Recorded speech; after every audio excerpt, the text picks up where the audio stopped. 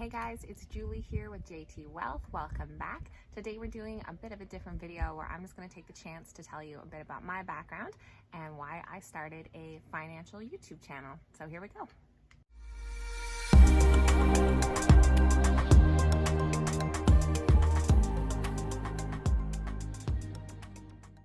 Quickly just want to say as well, thank you so much for all the views on the last video. NET stock is really exciting at this time and one of my favorites to follow. So I'm so glad you liked it. I appreciate all the comments and I hope to keep more videos coming that interest you guys like that. Okay, so first of all, I am a Canadian. I am now living here in the US, but most of my financial background is my time in Canada.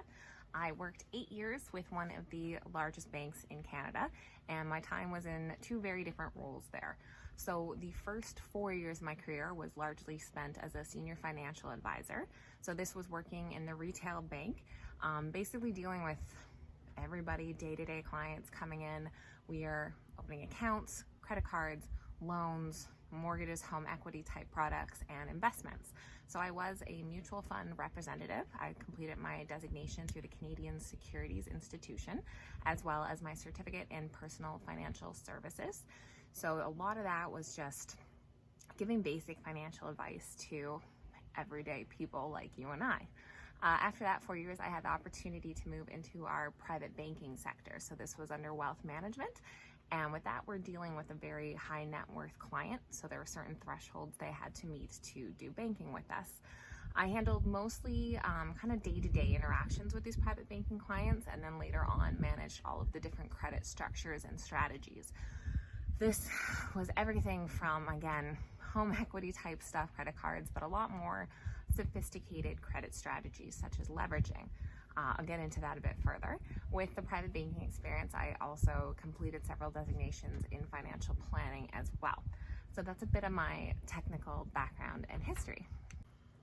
So these two different roles really gave me both sides of the coin when it came to finance. I was able to deal with the average everyday person in the retail role, and then got that great exposure to those high net worth clients in the private banking side.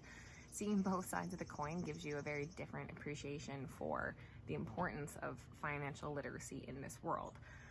To a bit of an unfair advantage, it takes money to make money. When I say this, I mean we have private banking clients who, if they have $1 million, they can buy their home with cash. But then we can still take a mortgage out on it and give them, say, 80% of that. So they now have an $800,000 secured credit line. They can now take that credit line, withdraw all of it, and invest it. So not only do they now have this home, but they have an $800,000 investment portfolio. With rates as low as they are, they're easily beating this, plus that interest is deductible on that side. So these people can magnify their wealth so much faster than the average person can. For the average person, they cannot risk that amount of money. The money that they have is very budgeted. They need to make their rent payments every month. They need to buy groceries.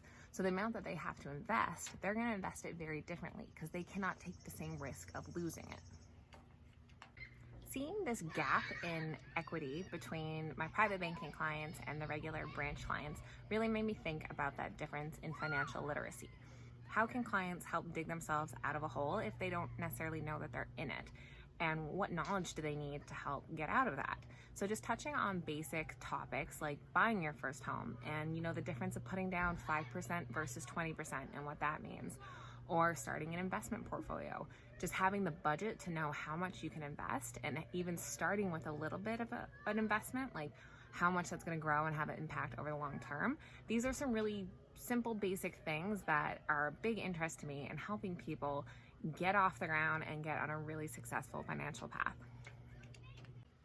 On that note, guys, I just want to say thank you for tuning in. I hope you found that helpful, and I'd love to hear comments on what topics that you'd like to see, what is going to pique your interest, and what you think is worthwhile. Hopefully that gave you a bit of background into me and why I am interested in the financial world. Most of what you need to know about me, besides the fact that I love red wine, Malbec or Cab Sav are my normal go-tos. And my last meal on earth would be charcuterie with some really good prosciutto and stinky cheeses. That's about it. Tune in later this week. We're going to come out with our video on the top 5 dividend stocks we think you should have in your portfolio. And we will see you then. Thanks.